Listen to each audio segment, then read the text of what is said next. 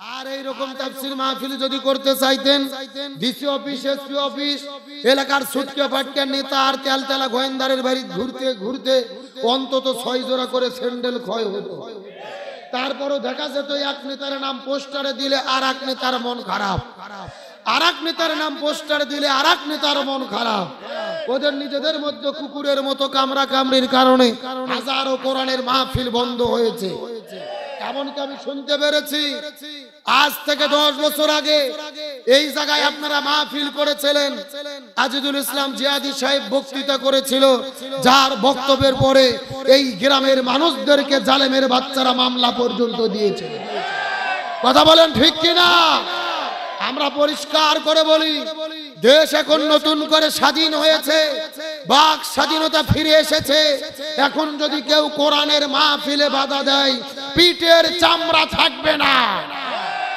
ওই স্বৈরাচার ভারত থেকে বাংলাদেশ এসেছিলেন মূলত বাংলাদেশ থেকে ইসলাম এবং মুসলমানদেরকে শেষ করে দেওয়ার জন্য। তার ধারাবাহিকতায় গত 16 বছর আমরা দেখেছি বাংলাদেশের শিক্ষা ব্যবস্থার মধ্য থেকে কোরআন হাদিসের শিক্ষাকে কেটে দিয়ে তারা ঢুকে দিয়েছিল বান্দরের শিক্ষা। হাজার হাজার আলেমদেরকে জেলেবন্দি করেছে, দাড়ি টুপিওয়ালাদেরকে গ্রেফতার করে জঙ্গিবাদের নাটক করেছে। এমনকি যখন তাদের ক্ষমতার চের নড়বড় হয়ে গেল, ভারতের ইশারায় তারা চিন্তা করে দেখেছিল এই বাংলাদেশে যতগুলো ইসলামী দল রয়েছে তার মধ্যে সবচেয়ে শক্তিশালী ইসলামী দল হলেন বাংলাদেশ জামাত ইসলামী। এই জন্য তারা 1 তারিখে জামাত ইসলামকে নিষিদ্ধ করলেন, আর 5 তারিখে সিরে জুতো সিরে শাড়ি পরে মামু বাড়ি পালাতে বাধ্য হলেন। স্বৈরাচার পালিয়ে গেছেন হেলিকপ্টারে চড়ে। 10 সেকেন্ডের একটা ভিডিও টেলিভিশনে আপনারা দেখছেন না?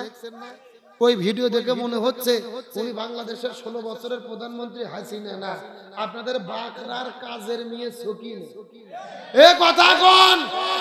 ওর শাড়ির কুচিও ঠিক নাই আর চুলও ঠিক নাই, তার মানে বোঝা যায় উনি পালানোর আগে মনোযোগ দিয়ে শাড়িটাও পরতে পারেন। আর গণভবনের মধ্যে গোস্ত ঘন করছে, ইলিশ মাছ রান্না করছে, 14 প্রকারের তরকারি, গরম ভাত। আল্লাহর কি খেলা? আল্লাহ খাওয়ার পর্যন্ত টাইম দেয় নাই। এ জোরে বলেন, এগুলো কার খেলা? আল্লাহ তাআলা বলছেন আমাকারু ওয়া মাকার আল্লাহ আল্লাহু খায়রুল মাকিরিন। তারাও ষড়যন্ত্র করে, আল্লাহ কৌশল অবলম্বন করে, কার কৌশল বিজয়ী হয়। আল্লাহ বলছেন ইয়াকিদুনা কায়দা ওয়া আকিদু কায়দা। তারাও কায়দা কৌশল করে, আল্লাহরও কিছু কায়দা কৌশল। আমার দিকে লক্ষ্য করেন, স্বৈরাচার ভারতে যাওয়ার পরে সিঙ্গাপুরে যেতে চেয়েছে, ভিসা পায় নাই। কানাডায় যেতে চেয়েছে, ভিসা পায় নাই। আমেরিকাতে যেতে চেয়েছে, ভিসা পায় নাই। কোরআনের পাকে আল্লামা সাঈদী বলেছিলেন এমন একটা সময় আসবে এই স্বৈরাচাররা পালানোর জন্য ইঁদুরের গর্ত খুঁজে পাবে না। আরো ধরে বলেন। আমার মনে বলে আল্লামা সাঈদী যে বক্তব্য দিয়ে গেছে, আজকে স্বৈরাচারদের সঙ্গে 100% তার বক্তব্য মিলে গেছে। কিন্তু মনের মধ্যে বড় কষ্ট, ওরা পালিয়ে যাওয়ার পরও ষড়যন্ত্র বন্ধ হয়নি। গতকালকে দেখেছেন গাজীপুরে ওই স্বৈরাচারেরা আবার ছাত্রদের উপরে হামলা করেছে, আহত করে দিয়েছে। এমনকি আজকে সন্ধ্যার দিকে এক ছাত্রকে লক্ষ্য করে তারা গুলি করেছে। আমরা সরকারকে ধন্যবাদ দেই, তারা উদ্যোগ গ্রহণ করেছে। যৌথ বাহিনী আজ থেকে বাংলাদেশে খেলা শুরু করে দিয়েছে, একটা অপারেশন শুরু করেছে, যে অপারেশনের নাম হলো ডেভিল হার্ট। কি হার্ট? ডেভিল হার্টের উদ্দেশ্য কি? শয়তানদেরকে খুঁজে খুঁজে বের করা। কথা কন না গা? মানে শয়তান খোঁজার অভিযান। স্বৈরাচারদের যত দোসর আছে দেশে অস্থিতিশীলতা করতেছে, ছাত্রদের হামলা করতেছে, এদের খুঁজে খুঁজে বের করবে। RAB, police, BGB, army, answer বাহিনী, যত প্রশাসন আছে, যৌথ বাহিনীরা এই ডেভিল হার্ট অপারেশন করবে। তাদের সেলুট দেই, সাধুবাদ দেই, শুভকামনা করি। কিন্তু বলতে চাই, শুধু মুখে ঘোষণা করলে হবে না, কার্যকরী পদক্ষেপ গ্রহণ করেন। আর কোন স্বৈরাচার সন্ত্রাসীদেরকে বাংলার মানুষ দেখতে চায় না। আমরা তো দেখেছি গত কয়েক বছর আগে আপনাদের যশোর, সাতক্ষীরা শুধুমাত্র জামাত ইসলাম করার জন্য, বিএনপি করার জন্য এই যৌথ বাহিনীর অভিযানের নাম দিয়ে বুলডোজার দিয়ে জামাত বিএনপির ভাইদের বাড়ি ঘরকে মাটিতে মিশে দিয়েছে। সেখানে যৌথ বাহিনীর অভিযান হলো, আর 6 মাস পার হয়ে গেল, আপনারা কি করলেন? গত 3 দিন আগে ধানমন্ডি 32 মাটিতে মিশে দিয়েছে। কিছু কিছু লোকের মনে খুবই জ্বালা, এত মায়া, এত মহব্বত, এত মানবতা, ধানমন্ডি 32 কে কেন ভাঙা হলো? এই সমস্ত বুদ্ধিজীবীদেরকে বলতে চাই, আজ থেকে 10 বছর আগে বাংলাদেশের 3 বারের প্রধানমন্ত্রী বেগম খালেদা জিয়াকে তার স্বামীর বাড়ি থেকে এক কাপড়ে গলা ধাক্কাতে বের করে দেওয়া হয়েছিল। খালেদা জিয়া কেঁদে কেঁদে বাড়ি থেকে বের হয়েছিল। তখন তোমাদের মানবতা কোথায় ছিল? জামাত বিএনপির ভাইদের বাড়ি ঘর বুলডোজার দিয়ে সাতক্ষীরে মাটিতে মিশে দিল, তখন তোমাদের মানবতা কোথায় ছিল? তার মানে বোঝা যায় তখন তোমাদের মানবতা কাজ করেনি। এখন তোমরা মায়া কান্না কাঁদতেছো, বোঝা যায় এরা হলো স্বৈরাচারের দোষর। আমরা যৌথ বাহিনীকে বলবো, এদেরকেও খেলা দেখান, এদেরকেও ভেতরে ঢুকান। এরা তলে তলে বিশৃঙ্খলা করার চেষ্টা করতেছে। এই দশরে মুসলমান পরিষ্কার করে বলি, এই বাংলার জমিনে শত শত আলেমদেরকে যারা জেলে বন্দী করেছে, হাজার হাজার মানুষদেরকে ঘর বাড়ি ছাড়া করেছে, 1800 জনতাকে গুলি করে হত্যা করেছে, আমাদের প্রিয় ভাই আবু সাইদ রংপুরের চত্বরে দাঁড়িয়ে বন্দুকের কাছে বুক পাতে দিয়ে চিৎকার করে বলেছিলেন, আমার মনে দারুণ ঝড়, বুক পেতেছি, গুলি কর। একে একে 4টে গুলি করে হত্যা করে বিদায় করে দিয়েছে। মুগ্ধ ভাই পানি বিতরণ করতে গেছে, গুলি করে বিদায় করে দিয়েছে। এই বাংলার জমিন 1800 ছাত্র জনতাকে গণহত্যা করলো যারা, ওই গণহত্যার মহানায়িকা স্বৈরাচার হাসিনাকে ইন্টারপোলের মাধ্যমে ভারত থেকে বাংলাদেশে গ্রেফতার করে এনে প্রকাশ্য দিবালোকে ফাঁসির দড়িতে ঝোলাতে হবে। এই মতের সঙ্গে কারা কারা একমত? দুটি হাত আল্লাহকে তুলে রাখা।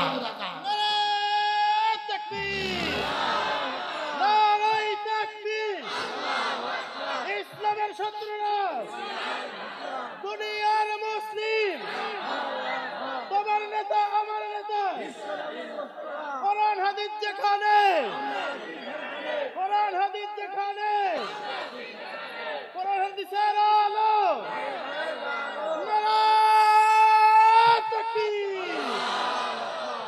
যশোরের মুসলমান গভীর মনোযোগ। আল্লাহ বলেছেন, মান কতালা নাফসান বিগাইরি নাফসিন আও ফাসাদিন ফিল আরদ ফাকাআন্নামা কতালান নাস জামিয়া। নিরপরাধ একজন মানুষকে হত্যা করা মানে হলো তামাম পৃথিবীর সমস্ত মানুষকে হত্যা করার শামিল। একজনকে হত্যা করা মানে হলো তামাম পৃথিবীর সকল মানুষকে হত্যা করা। এখন বলেন তো, এই স্বৈরাচাররা কি একজনকে হত্যা করেছে না শত শত হত্যা করেছে? এই হত্যার বিরুদ্ধে কথা বলা কি অপরাধ? বিচার চাওয়া কি রাজনীতি? কিন্তু দেখবেন আগামীকালকে আপনাদের বাকরা বাজারে গল্প হবে, কিছু কিছু লোক গল্প করবে। গতকাল আব্দুল সালাম যুক্তিবাদী এসেছিল ওয়াজ করতে বিষ্ণুপুরে। এটা কি ওয়াজ হলো? এটা রাজনীতি হলো। কথা কর না কেন? এরা কিন্তু ওই স্বৈরাচারের দোষর, ওই দলের লোক, কিন্তু আর নিজেদের পরিচয় দেয় না। এখন নিজেদের পরিচয় গোপন করে সুশীল সেজেছে, সুশীল। গভীর মনোযোগ, ভালো করে বোঝেন। আগামীকাল আজকের ওয়াজের বিরোধিতা করবে যারা, মনে করবেন স্বৈরাচারের দোষর তারা। তার কারণ রাসূল বলেছেন, শুধু হাতের মধ্যে তরোয়াল নিয়ে যুদ্ধ করা জিহাদ নয়, জালেমের জুলুমের বিরুদ্ধে কথা বলা সবচাইতে বড় জিহাদ। আর ওই জালেমের জুলুমের বিরুদ্ধে আমি স্বৈরাচার হাসিনা দেশের থাকতেও কথা বলেছি, এখনো বলে যাবো ইনশাআল্লাহ। কাউকে ভয় করার দরকার আছে? শোনেন, আর একটা কথা বলে বাদ শুরু করি। এখন আবার নতুন করে কিছু কিছু মুফতি বেড়েছে। মুফতি জীবনে মাদ্রাসার বারান্দায় যায়নি, এরা ফতোয়া দেয় কি জানেন? বলে এখন আর মাহফিলে ওয়াজ হয় না, মাহফিলে যেয়ে কোনো লাভ নাই, মাহফিলে শুধু গিবত হয়, গিবত হয়।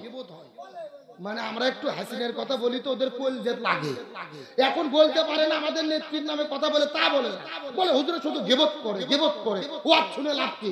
একটা ফতুয়া শুনে ওয়াজ করে হবে। গিবত হলো 2 প্রকার। জোরে বলেন কয় প্রকার? এক গিবত হলো হারাম, আর এক গিবত হলো জায়েজ। হারাম কোন গিবত? এই যে মুরব্বি চাচা কোনো অন্যায় করেনি, আমি যদি তার নামে কোনো বদনাম করি, তার বিরুদ্ধে কথা বলি, এটা হলো গিবত। কথা কি ঠিক আছে? কিন্তু এই যে হুজুর, মাথার টুপি, মুখের মধ্যে দাড়ি, কিন্তু আবু জেল যা যা করছে এই হুজুরও তা করছে, এর ব্যাপারে গিবত করা শুধু জায়েজ না, কোনো কোনো ক্ষেত্রে ফরজ। কথা কর না গা। আসেন দলিল নেন কোরআন থেকে।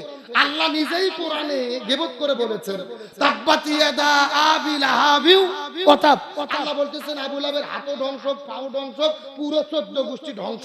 যে আল্লাহ কি আবু লাহাবের গীবত কোরআনে করেনি? আচ্ছা বলেন তো আল্লাহ কি কোরআনে আবু জেহেলের কথা বলেনি? ফিরাউনের কথা বলেনি? নমরুদের কথা বলেনি? তার মানে বোঝা যাচ্ছে যাদের চরিত্র ফিরাউন, আবু জেহেল, নমরুদ, হামান, কারুনের সাথে মিলে যাবে, এদের বিরুদ্ধে গীবত করা শুধু জায়েজ না, কোন ক্ষেত্রে ফরজ। এ কথা কর না গা। এখন আপনার নেত্রীর চরিত্র আবু জেহেলের সাথে মিলে, কথা কর না গা, তাহলে এটা বললে কি গীবত হবে? আর গীবত যদি হয় ওই গীবত করা যাবে, কারণ ওদের চরিত্র আবু জেহেলের সাথে মিল আছে। আল্লামা শাইখুল হাদিস আল্লামা মামুনুল হক, আপনার নাম শুনেছেন? উনি একটা কথা বলছে, ওটা বলার পর বাদ শুরু করবো, রাগ করতেছেন নাকি? উনি বলছেন যে একটা গিলাসের ভেতরে ফিরাউন, নমরুদ, আবু জেহেল, হামান, কারুন এই কয়েকজনকে একটা গিলাসে রাখে একটা ঘন্টন মারলে একটা শেখ হাসিনা তৈরি হয়। কথা কি বুঝেছেন? মানে আবু জেহেল, ফিরাউন, নমরুদ, হামান, কারুন এদের মধ্যে যা যা চরিত্র ছিল, আমার দেশের রাবিয়া বসরি হাসিনের মধ্যে তা ছিল। এখন আসেন কোরআন থেকে দলিল দেওয়ার দরকার আছে না নাই? 1450 বছর আগে মক্কার দারুন নাদওয়া সংসদের ভেতরে রাসূলের বিরুদ্ধে, ইসলামের বিরুদ্ধে আবু জেহেল যেই তিনটা ষড়যন্ত্র করেছিল, গত 16 বছরে আমার দেশের আবু জেহেলেরা আলেমদের বিরুদ্ধে তারাও তিনটা ষড়যন্ত্র করেছিল। কয়টা? এই দশরা মুসলমান গভীর মনোযোগ লক্ষ্য করুন। আজ থেকে 1450 বছর আগে মক্কার দারুন নাদওয়া সংসদের ভেতরে আবু জেহেল রাসূলের বিরুদ্ধে যে তিনটা ষড়যন্ত্র করেছিল, গত 16 বছরের ভেতরে আমার দেশের ভেতরে আমার দেশের আবু জেহেলেরা একই রকম ভাবে তিনটা ষড়যন্ত্র করেছে। দলিল হলো আল্লাহর কোরআন, সূরাটির নাম হলো সূরা আনফাল, আয়াত নম্বর হলো 30। কয় নম্বর বললাম? এই দশরা মুসলমান গভীর মনোযোগ লক্ষ্য করুন। আল্লাহ তাআলা সূরা আনফালের 30 নম্বর আয়াতের ভেতরে কত চমৎকার করে বলেন, ওয়া ইয ইয়ামকুরু বিকাল্লাযিনা কাফারু। আল্লাহ তাআলা ডাক দিয়ে বলেন, ইয়া রাসূলুল্লাহ, আবু জেহেল আপনার বিরুদ্ধে ষড়যন্ত্র করতেছে, কিয়ামত পর্যন্ত করবে। ইয়ামকুরু শব্দটি মুজারের সিগা, বর্তমান, ভবিষ্যৎ, প্রেজেন্ট, ফিউচার। আল্লাহ তাআলা ডাক দিয়ে বলেন, ইয়া রাসূলুল্লাহ, আবু জেহেল আপনার বিরুদ্ধে ষড়যন্ত্র করতেছে, কিয়ামত পর্যন্ত করবে। এখন আমি আপনাদেরকে জিজ্ঞাসা করি, বলেন তো আবু জেহেল কি কিয়ামত পর্যন্ত বেঁচে থাকবে? তাহলে আল্লাহ মনে হয় ভুল করে লিখেছে। আপনাদের কি মনে হয় আল্লাহ কি ভুল করে? আল্লাহ ভুল করেন এমন কথা বললে ঈমানও থাকবে না। কিন্তু আল্লাহ তাআলা যদি এই জায়গায় মাকারা শব্দ দিত, এই জায়গার মধ্যে অর্থ হয়ে যেত। কিন্তু আল্লাহ মাকারা শব্দ ব্যবহার না করে ইয়ামকুরু শব্দটি কেন ব্যবহার করলেন? এই আয়াতের ব্যাপারে तमाम পৃথিবীর ভেতরে সমস্ত মুফাসসির কিরাম একমত পোষণ করেছেন, কিয়ামত পর্যন্ত আবু জেহেল থাকবে না। কিন্তু আবু জেহেলের নাতি পুতিরা, যোগ্য উত্তরসূরিরা কিয়ামত পর্যন্ত দেশে দেশে থাকবে। এ কার বক্তব্য? আসেন আমি যদি একটা কথা বানায়া বলি, কাসিদ আমার জিহ্বা কাটে নেবেন, আমার কোনো আপত্তি নেই। তবে আমি কোরআন থেকে দলিল দিয়ে যদি কথা বলি, আর আপনারা যদি মুসলমান বলে নিজেদের দাবি করেন, আপনাদেরকে মেনে নিতে হবে। এ দশরা মুসলমান তারা চিৎকার করে বলেন তো দেখি, কিয়ামত পর্যন্ত আবু জেহেল থাকবে, এটা কে ঘোষণা করেছে? আরো জোরে বলেন কে? রাসূল ডাকতে বলেন, আল্লাহ আপনি তো বলেন কিয়ামত পর্যন্ত আবু জেহেল থাকবে, আমরা আবু জেহেলদেরকে চিনতে পারবো কেমনে? আল্লাহ বলেন, ইয়া রাসূলুল্লাহ, কিয়ামত পর্যন্ত আবু জেহেল যারা হবে তারা সব সময় কাজ করবে তিনটা। জোরে বলেন কয়টা? এই মুরব্বি সাজুল্লাহ কেন? মুরব্বি মুরব্বি মুরব্বি না না না, শোনেন, আবু জেহেলের কথা শুনে ওটা কিন্তু লক্ষণ ভালো না। জাগার মাল পেশাব করে যদি জাগা ফেরত না আসে, তাহলে মনে করবেন ভেজাল আছে। ঠিক আছে কথা? এ চিৎকার করে বলেন, আবু জেহেল কয়টা কাজ করবে? আরো জোরে বলেন। এ যশোরে মুসলমান মনোযোগ দিয়ে শোনার চেষ্টা করেন। বাপ দাদার কোনো কিচ্ছা কাহিনী বলার জন্য আসি নাই, সরাসরি কোরআন থেকে রিলে করে শোনাচ্ছি। রাসূল ডাকতে বলেন, আল্লাহ আপনি তো বলেন কিয়ামত পর্যন্ত আবু জেহেলের বংশধররা তিনটা কাজ করবে। আবু জেহেল কি কি কাজ করবে? এমন সময় আল্লাহ বলেন, ইয়া রাসূলুল্লাহ, এই তিনটা কাজের মধ্যে প্রথম নম্বর কাজ হলো এই জমিনে যারা কোরআনের হক কথা বলবে, কোরআনের সত্য কথা বলবে, এই জমিনে দ্বীন প্রতিষ্ঠার আন্দোলন করবে, প্রথম নম্বর কাজ হলো এই জমিনের ভেতরে যারা কোরআনের হক কথা বলবে লিইউসবিতুকা, তাদেরকে তারা জেলের মধ্যে বন্দী করবে। এখন আপনাদেরকে জিজ্ঞাসা করি, হে যশোরের মুসলমান, সত্য করে চিৎকার করে বলেন তো দেখি, এই গত 16 বছরের ভেতরে আমার দেশের মধ্যে আলেমদেরকে বন্দী করা হয়েছে নাকি হয় নাই? আমাদের প্রিয় ভাই মুফতি আমির হামজা, শাইখুল হাদিস আল্লামা মামুনুল হক, শিশু বক্তা নামে পরিচিত রফিকুল ইসলাম মাদানী, ওই যে কোরআনের পাখি শহীদ আল্লামা দিলওয়ার হোসেন সাইদ, অর্ধশত বছর তিনি কোরআনের মাহফিলে আলোচনা করলেন। যার আলোচনা শোনার পরে শত শত মানুষ কালেমা পড়ে পড়ে মুসলমান হলো। যেই মানুষটা কাবা ঘরের মধ্যে ঢুকে নামাজ পড়ার মতো অনুমতি পাইলো, যেই মানুষটাকে বুকের মধ্যে জোরে ধরে শরীফের ইমামে চুমু খাইলো, ওই কোরআনের পাখি আল্লামা সাইদিকে 1 নয় 2 নয় 13 বছর জেলে বন্দী রাখার পরে, ওই জেল থেকে বের করার পরে, হসপিটালের মধ্যে ভর্তি করার পরে, ইনজেকশনের সিরিজের মধ্যে বিষ ঢুকাইয়া ওই আল্লামা সাইদিকে পরিকল্পিতভাবে তারা হত্যা করেছে। আরো জোরে বলেন। ওই হসপিটালে ভর্তি করে যেই ডাক্তারকে চিকিৎসা করার দায়িত্ব দিয়েছিলেন, যেই ডাক্তারের নাম হলেন ডাক্তার মোস্তফা জামান। এই ডাক্তার কোন ডাক্তার? যেই ডাক্তার 2013 সালে শাহবাগের গণজাগরণ মঞ্চে দাঁড়িয়ে স্লোগান দিয়েছিল, সতে সাইদি, তুই রাজাকার, তুই রাজাকার, রাজাকারের ফাঁসি চাই। যেই লোকটা আল্লামা সাইদির ফাঁসি চাইলো, ওই লোকটাকে দিল চিকিৎসা করার দায়িত্ব। আমাদের বগুড়ার ভাষায় বলে শিয়ালের কাছে ছাগল বাগি। আরো জোরে বলেন। ওই হসপিটালে 2টা নার্স বলেছেন আল্লামা সাইদির শরীরে এই ডাক্তার মোস্তফা জামান যখন ইনজেকশন পুশ করেছে, তার কিছুক্ষণ পরে আল্লামা সাইদি মৃত্যুর কোলে ঢলে পড়েছে। তার মানে বোঝা গেল আল্লামা সাইদির মৃত্যু কোনো স্বাভাবিক মৃত্যু ছিল না, এটা পরিকল্পিত হত্যাকাণ্ড। সুতরাং বর্তমান ডক্টর ইউনূস সরকারকে বলবো, ওই কোরআনের পাখি আল্লামা সাইদিকে পরিকল্পিতভাবে যারা মৃত্যুর দিকে ঠেলে দিয়েছে, এদের প্রত্যেককেই গ্রেফতার করে ফাঁসির দড়িতে ঝুলাতে হবে। তাহলে চিৎকার করে বলেন, আবু জেহেল কয়টা কাজ করবে? আরো জোরে বলেন। এ যশোরে মুসলমান গভীর মনোযোগ লক্ষ্য করুন। আবু জেহেল 3টা কাজ করবেন। তার মধ্যে প্রথম নম্বর কাজ হলো কোরআনের হক কথা যারা বলবেন তাদেরকে তারা জেলখানার মধ্যে বন্দী করবে। 2 নম্বর কাজ হলো আলেমদের জেলে বন্দী করে তাদেরকে যদি দ্বীনের পথ থেকে ফিরানো না যায়, ইসলামের পথ থেকে ফিরানো না যায়, কোরআনের পথ থেকে ফিরানো না যায়, 2 নম্বর কাজ হলো লিয়াকতুলুকা, প্রয়োজনে তারা তাদেরকে হত্যা করে বিদায় করে দেবে। এই বাংলাদেশে গত 16 বছরের মধ্যে লক্ষ্য করে দেখেন, আমাদের নাকিব, আমাদের আবার মাওলানা মতিউর রহমান নিজামী, আব্দুল কাদের মোল্লা, সালাউদ্দিন কাদের শাকা চৌধুরী, আলী হাসান মোহাম্মদ মুজাহিদ, মীর কাসেম আলী, মীর কাসেম আলী মিঠু ভাই সহ কত নেতাদেরকে, আমাদের নকিবদেরকে, রাহবারদেরকে গলার মধ্যে ফাঁসির দড়ি ঝুলাইয়া এই জমিনের মধ্য থেকে তারা বিদায় করে দিয়েছে। এদের কোনো দোষ ছিল না, এদের কোনো অপরাধ ছিল না। এদের অপরাধ হলো একটা, এই জমিনের ভেতরে তারা কোরআন প্রতিষ্ঠার আন্দোলন করেছিল। এই জন্য 1 নম্বর ছেলে বন্দী করবে, 2 নম্বর হত্যা করবে। আর আবু জেহেলের বংশধররা 3 নম্বর কাজ করবে। এই জমিনের ভেতরে যেই আলেমদের জনপ্রিয়তা বেড়ে যাবে, যাদের মাহফিলে হাজার হাজার মানুষের উপস্থিতি ঘটবে, যাদের মাহফিলে লক্ষ লক্ষ যুবকেরা দৌড়ে দৌড়ে ছুটে যাবে, এই আলেমদেরকে দেশের মধ্যে তারা থাকতে দেবে না। লিইখরিজুকা, তাদেরকে তারা দেশ থেকে বের করে দেবে।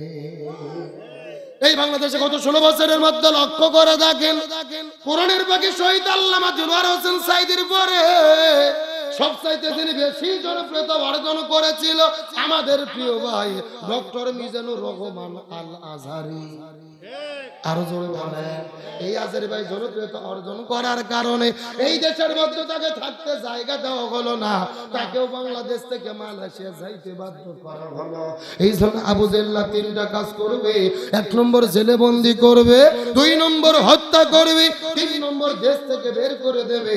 এখন আমি আপনাদের জিজ্ঞাসা করি, বলেন তো এ যশোরের মুসলমান চিৎকার করে বলেন তো গত 16 বছরের ভেতরে এই 3টা কাজ আমার দেশের আবু জেলেরা করছে নাকি করে নাই? এ জোরে বলেন, করছে নাকি করে নাই? তার মানে বোঝা গেল 1450 বছর আগের আবু জেল আর বাংলাদেশের গত 16 বছরের আবু জেল, এদের ভেতরে বিন্দু মাত্র কোনো পার্থক্য নাই। কিন্তু আল্লাহর কি খেলা, আল্লাহর কি ফয়সালা। ওই আবু জেলের বাড়ি ছিল মক্কাতে, কাবা ঘরের পাশে। আবু জেলের বাড়ি আর বাড়ি নাই, আল্লাহ আবু জেলের বাড়িকে বানাই দিয়েছে ইন্টারন্যাশনাল পায়খানা। আর বাংলাদেশের স্বৈরাচার হাসিনা পালিয়ে যাওয়ার পরে গুলিস্তানের তাদের অফিসটাকে জাতীয় টয়লেট বানাইছিল জনগণ। আর গত 3 দিন আগে ধানমন্ডি 32কে মাটির সঙ্গে মিশে দিয়ে ছাত্র জনতা ধানমন্ডি 32কেও জাতীয় টয়লেট ঘোষণা করেছে। এগুলো কার খেলা? জোরে বলেন, কার ফয়সালা? মানুষের উপর যখন জুলুম অত্যাচার সর্বোচ্চ পর্যায়ে চলে যায়, ওই মক্কার আবু জেলের বাড়ি যেরকম পায়খানা, এখন আমার দেশে স্বৈরাচারের এমপি মন্ত্রী দোসর অফিস ধানমন্ডি 32 জাতীয় টয়লেট করতেছে। কিছু ছাত্র দেখলাম ধানমন্ডি 32 ভেঙে কিছু কিছু ইট নিয়ে বাড়িতে যাচ্ছে। সাংবাদিকরা জিজ্ঞেস করলো, কি ব্যাপার তোমরা ইট নিয়ে যাচ্ছ কেন? বলতেছে এই ইটটাকে আমার বাড়িতে স্মৃতি হিসেবে রাখবো, আর একটা ইট নিয়েছি টয়লেটে লাগাবো। কথা কি বোঝেন নাই? মানে তাদের প্রতি মানুষের ঘৃণা এত পর্যায়ে চলে গেছে। ভালো করে বুঝবেন, ওই আবু জেলের বাড়ি ইন্টারন্যাশনাল পায়খানা। तमाम পৃথিবীর মানুষেরা হজ করতে যায়, বেশি করে খায়, কোনো কিছু করুক আর না করুক, আবু জেলের বাড়ির যে কাম সারে। আর আজকে ঢাকাতে গুলিস্তান বলেন, ধানমন্ডি 32 বলেন, এগুলো যদি জাতীয় টয়লেট হয়, সরকারকে বলি জাদুঘর নয়, এগুলোকেও জাতীয় টয়লেট বানানো হোক। ছাত্রদের দাবি মেনে নিয়ে তাহলে বাংলাদেশ যতদিন থাকবে এই দেশের জনগণ তাদের প্রতি ঘৃণা স্থাপন করবে। যুগে যুগে পৃথিবীর ইতিহাস যত জালেম পৃথিবীতে ছিল, কারু বাড়ি পৃথিবীতে আল্লাহ তাআলা টিকেই নাই। ফিরাউনের বাড়ি নাই, নমরুদের বাড়ি নাই, আবু জেলের বাড়ি নাই। এই দেশে যারা আবু জেলের বংশধর তাদের বাড়ি উৎখাত করা হচ্ছে। কি মনে করেন আল্লাহর ইশারা ছাড়া কাজ হয়? গভীর মনোযোগ ভালো করে বোঝেন। যারা চেয়েছিল আল্লামা সাঈদীর মাহফিলে লক্ষ লক্ষ লোক হয়, ওরা ভেবেছিল সাঈদীকে হত্যা করি আর কোন বক্তার মাহফিলে লোক হবে না। আল্লাহর কি খেলা, সাঈদীর মাহফিলে লোক হইতো 1 লাখ, আর আজারি যশোরে আছে লোক হইছে 25 লাখ। আল্লাহু আকবার কোন? কার ফয়সালা? আল্লাহ তাআলা বুঝাইতে চাই, আলেমদের হত্যা করে, গ্যাস ছাড়া করে, জেলে বন্দী করে কোরআনের গণজোয়ার বন্ধ হবে। আল্লামা সাঈদী বলেছিলেন মৃত্যুর আগে, এই যে লক্ষ লক্ষ মানুষ আমার মাহফিলে আসে, এগুলো আমার আকর্ষণে আসে না, এগুলো আসে আল্লাহর কোরআনের আকর্ষণে। সুতরাং আপনি আলেমদের বন্দী করে কি করবেন?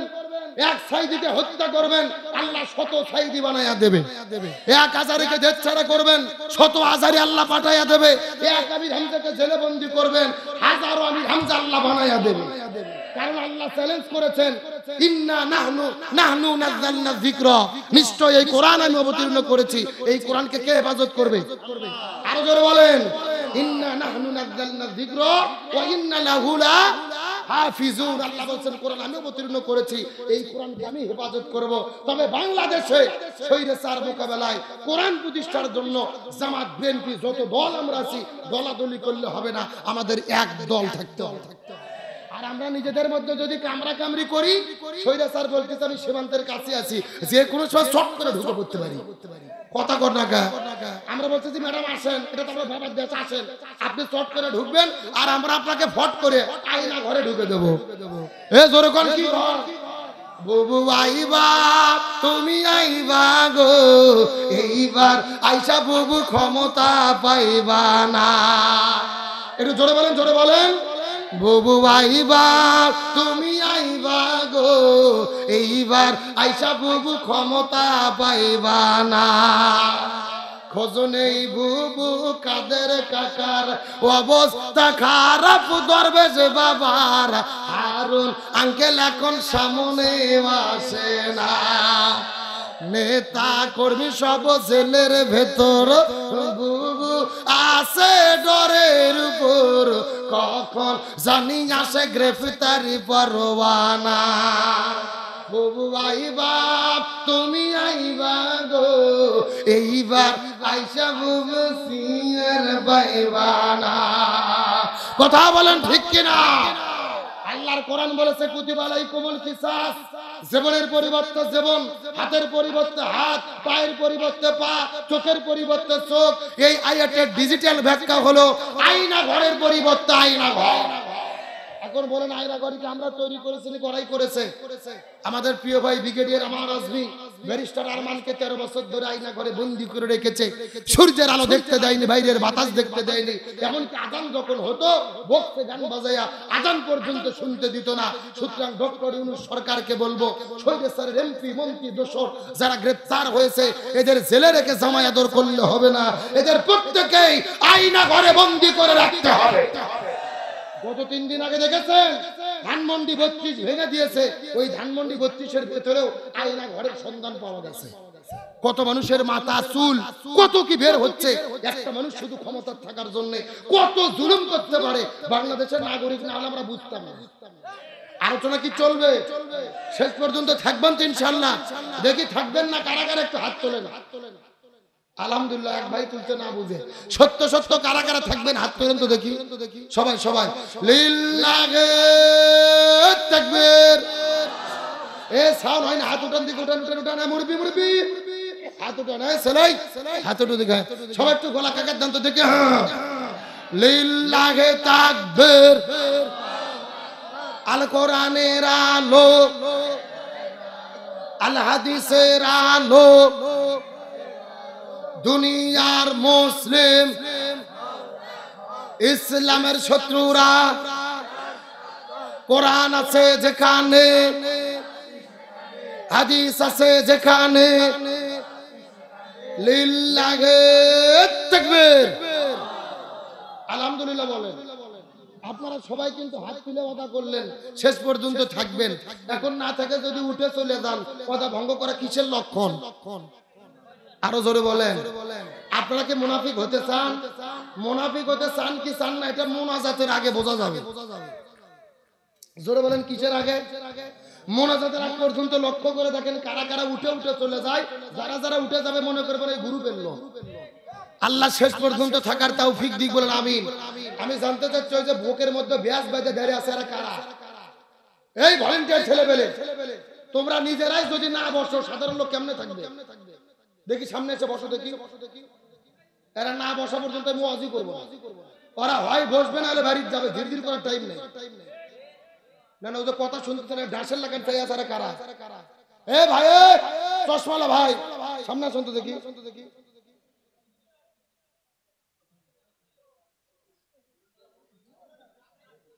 জি জি, সবাই বসে গেছে আলহামদুলিল্লাহ। আলোচনা কি চলবে? তাহলে চিৎকার করে বলে, যুগে যুগে আলেমদের বিরুদ্ধে যতই ষড়যন্ত্র হোক আলেমদেরকে সম্মান দান করবে কে? আর জোরে বলেন। আমার প্রিয় বন্ধুগণ, মুসলমান ভাইরা গভীর মনোযোগ। কোন দিকে নজর নাই, কোন দিকে তাকাতাকি নাই। সুন্দর করে কথাগুলো ভালো করে বোঝার চেষ্টা করবেন। ছোট্ট করে সুন্দর করে একটা ঘটনা বলার পরে, একটা শিক্ষা দেওয়ার পর আপনাদের মধ্য থেকে বিদায় নিয়ে চলে যাব। আল্লাহ তাআলা যুগে যুগে আলেমদেরকে কেমন ভাবে সম্মান দান করেন। এই ভারত মহাদেশের ভেতরে আল্লাহর একজন জগৎ বিখ্যাত আল্লাহর ওলি ছিলেন আল্লামা খাজা কুতুবউদ্দিন আলবেকাল কাকি রহমাতুল্লাহ আলাইহি। এই জমিনের মধ্য থেকে যখন তিনি বিদায় নিয়ে চলে যাবেন, তার মৃত্যুর পূর্বে সমস্ত ছাত্রদেরকে ডাক দেয়া বলে, এ ছাত্ররা রে, আমি জমিনের মধ্য থেকে বিদায় নিয়ে চলে যাব। আমার মৃত্যুর পরে জানাজার নামাজ পড়ার কোনো দরকার নাই।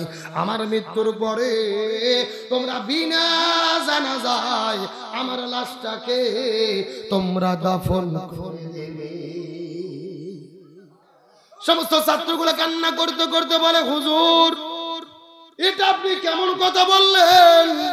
আপনি ভারত মহাদেশের ভেতরে একজন জগৎ বিখ্যাত আল্লাহর ওলি, অথচ আপনি জমিন থেকে বিদায় নিয়ে চলে যাবেন। আপনার মৃত্যুর পরে আমরা কেন জানাজার নামাজটা পড়তে পারবো না?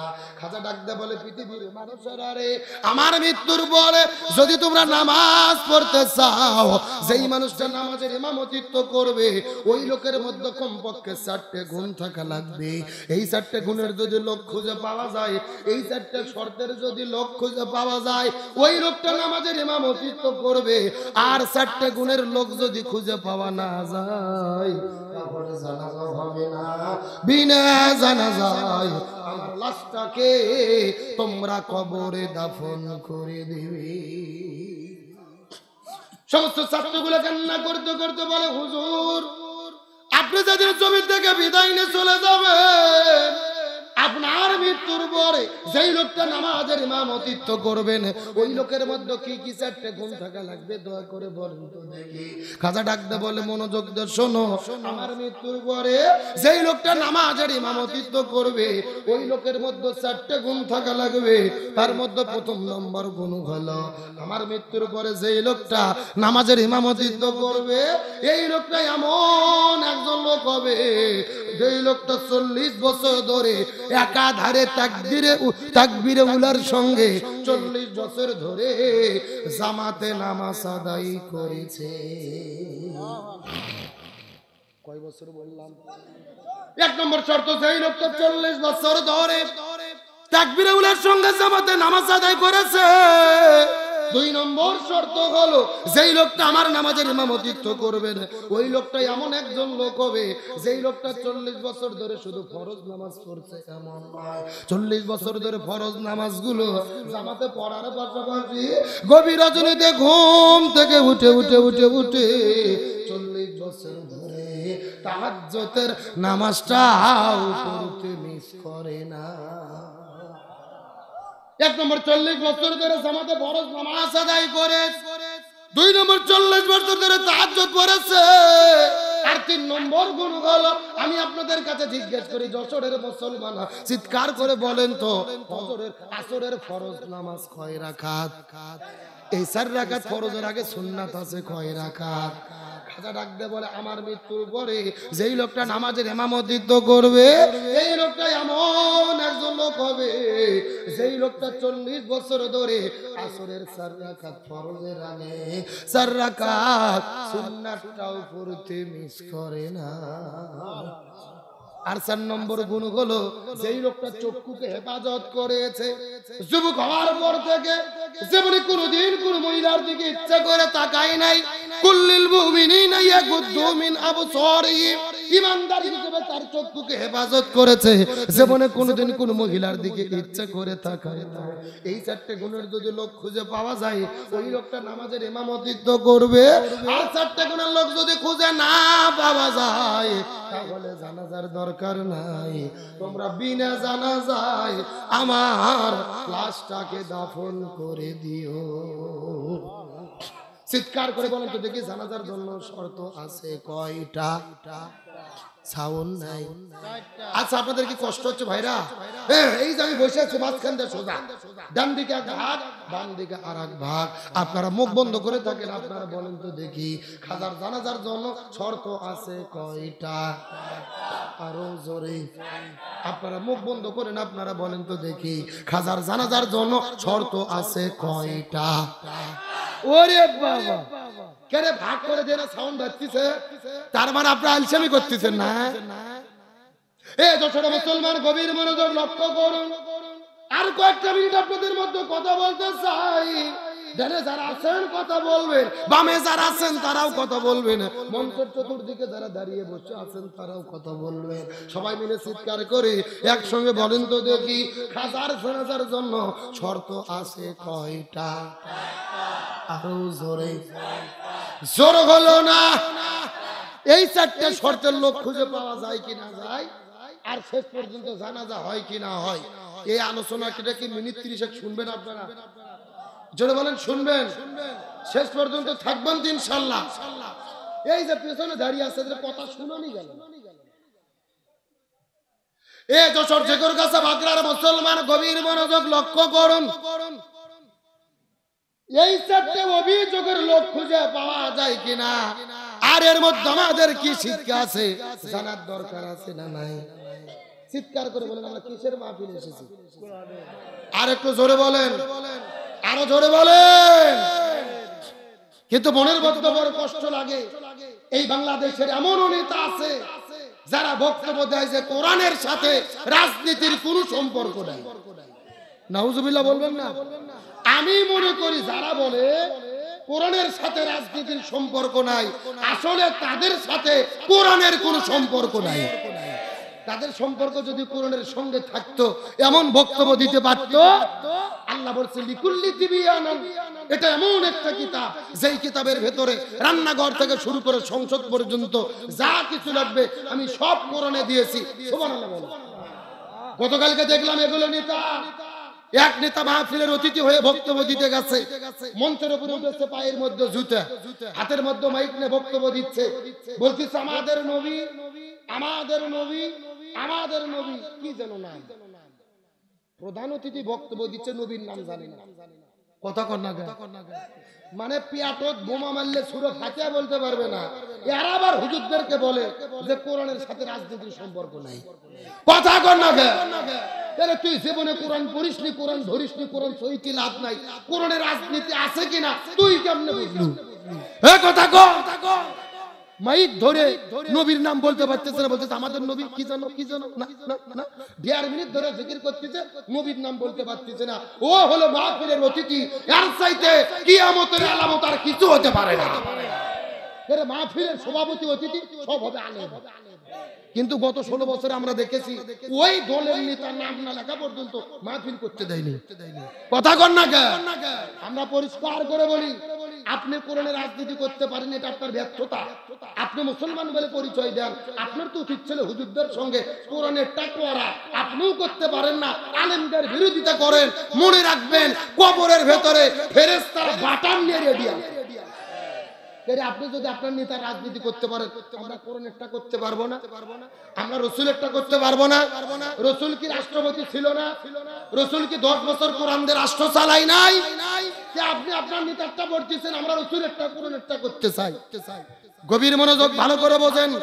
নামাজ, রোজা, হজ, যাকাত যেমন ফরজ, তেমনি রূপে জমিনে দ্বীন কায়েমের আন্দোলন করা প্রত্যেকটা মুসলমানের জন্য ফরজ।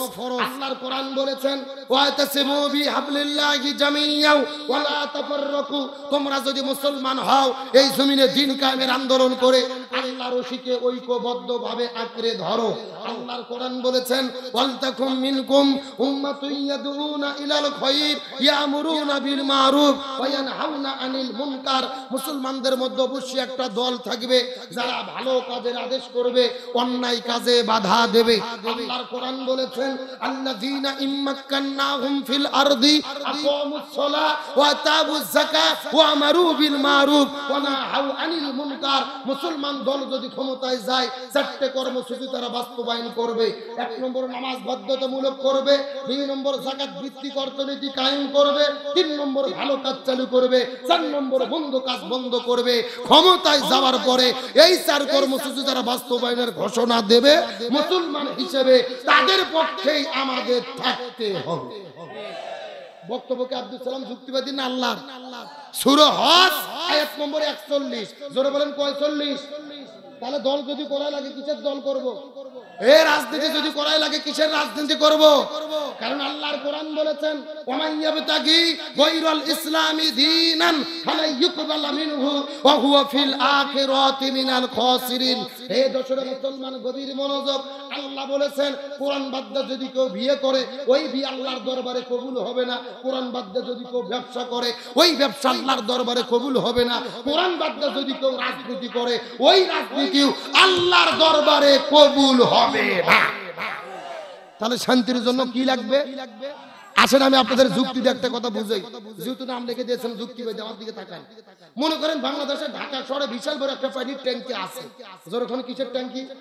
ওই ট্যাঙ্কির মধ্যে থেকে পাইপ দিয়ে দিয়ে বাংলাদেশের 64টা জেলায় পানি সাপ্লাই দেওয়া হয়। কিন্তু এই ট্যাঙ্কির ভেতরে একটা মরা বিড়াল মরিয়ে পৌঁছে গন্ধ উঠে আসে। আমার কথা বোঝা যায়? এখন একটা পাইপ আস্তে আস্তে আস্তে আস্তে আস্তে আপনাদের যশোর বাঁকড়াতেও এসেছে। এখন বলেন তো, বাঁকড়াতে পাইপ দিয়ে যেই পানি বের হচ্ছে ওই পানি ভালো না গন্ধ?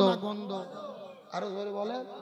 এখন গন্ডালা পানি বের হওয়ার পরে যশোর জেলার যত হুজুর আছে, ইমাম, মুয়াজ্জিন, খতিব, মুফতি, মুহাদ্দিস, ফকিহ, আলেমদেরকে ডেকে বলেছে, এই হুজুরের গোষ্ঠী, এই যে গন্ডালা পানি বের হচ্ছে তোমরা ফু দিয়ে দিয়ে পরিষ্কার করো।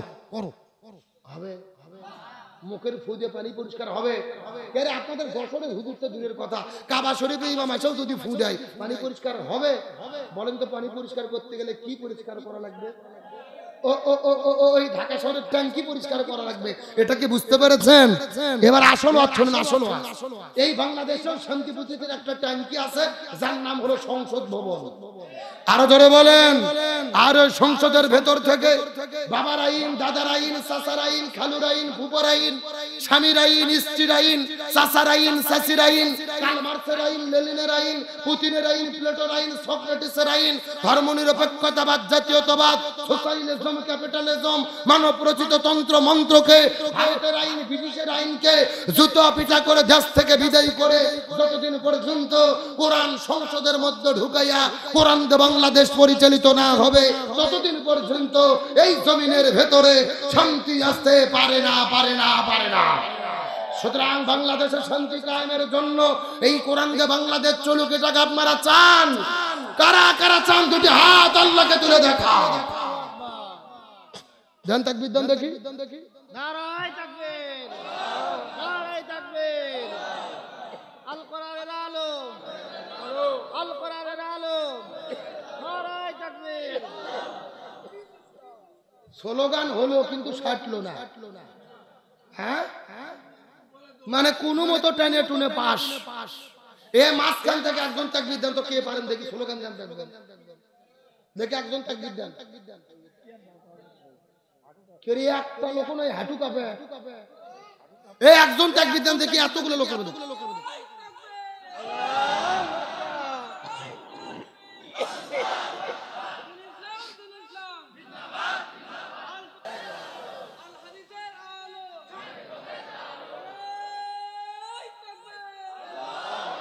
আলহামদুলিল্লাহ বলেন না। এই হুজুরের বাগের বাচ্চা মনে হলো।